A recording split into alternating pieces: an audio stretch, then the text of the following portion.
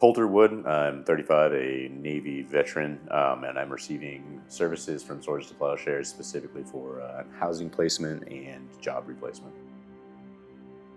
Because of the TBI and my mental health issues, a lot of depression and such, I ended up attempting suicide up to 5 times at this point. Been through 2 divorces now. Ended up back here in California in the beginning of 24 to access intravenous ketamine treatments.